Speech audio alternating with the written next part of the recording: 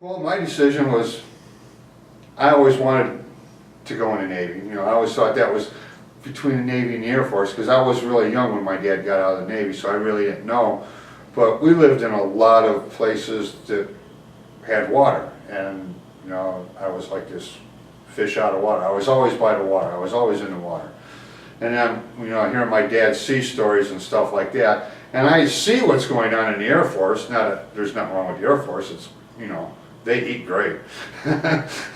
And but you know, the magic of the ocean, the sea, the traveling, you know, things like, you know, and that's just so. When I got out of high school, I tried, you know, working for a couple of years, and you know, it was working, but wasn't working good enough. So I said, well, you know, hell with it, I'm going to go join the Navy. So I joined the Navy.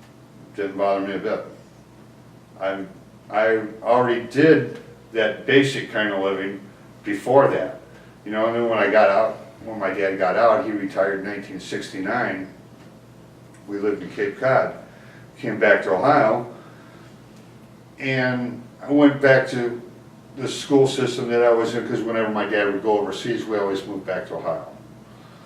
So I was familiar with the place. I just wasn't assimilated to the lack of regimentation, you know, because now my dad's a civilian, we're civilians, and this is where we're going to be. It's not like, okay, well, you don't like this, wait till next year, you know, we're going to be someplace else, you know. And so then you had to get into that, I won't say drudgery or mundane, but just different, you know. And so when I joined the Navy and went to boot camp, you know, it's like, I cut my hair? Sure. I've only been growing this hair for X amount of years because my dad always made me keep it cut anyway, so, you know. And, you know, fold your clothes. Well, yeah, I know how to fold my clothes, you know, because my mom and she, you know, pressed my dad's uniforms, and, you know, we'd help. And so I knew how to put the creases in, and I knew how to roll up the socks and put 10 pounds of shit in a 5-pound bag, you know, and bring it out wrinkle-free. So that, actually, boot camp was a breeze. I had no problems. I was just anxious for it to be over so I could go to the fleet. And then, you know, I got to do 4 years, and I got to do a Westpac, and I worked on kind of at the period of time, because I was in from 76 to 80, I kind of worked in both spectrums, because my first ship was a submarine tender that was built in the 40s. It was a AS-12, the USS Sperry, in Point Loma, and it still had the wooden decks that you had to holystone, and we would chip paint and chip through the hull of the ship and have to call the welders, you know, and it had the old diesel engines in it, you know.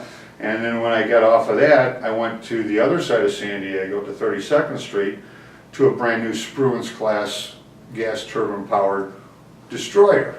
So it was like, I got the beginning of the war, and I got the end going on here, you know, now I got the new stuff, which was a totally different thing. But then that ship actually traveled. The Sperry would leave once a year, and we'd go to like San Francisco, which if you drive there, it takes you 12 hours. If you take the Sperry, it takes you 3 days, because, you know, top speed is 9 knots, you know. And then going over to the other one, onto the destroyer, then, I mean, you know, it just gets up and goes. And I got to go on a Westpac, and so that was neat. That helped fulfill a lot of my traveling desires, and it was just a great thing. And in hindsight, I wish I would have stayed in and retired, but at that time, at the age of 22, I'd really been in the service for 20 years. You know, like, I had 4 of my own, and at least 16 with my dad. And I said, I want to see what the people do on the other side of the fence, you know. And I mean, I've had a good life, things have worked out, but I've always wondered if I'd have stayed in, you know, knowing what I know now, what I could have done then, you know. But being 22 years old, well, you know everything. So, but I mean, I enjoyed my decision. I mean, I never had any thoughts of going to any other branch, and I don't have any regrets for, other than, you know, now I look back as just wishing I would have stayed. But It was a good, it was good, it was a good experience.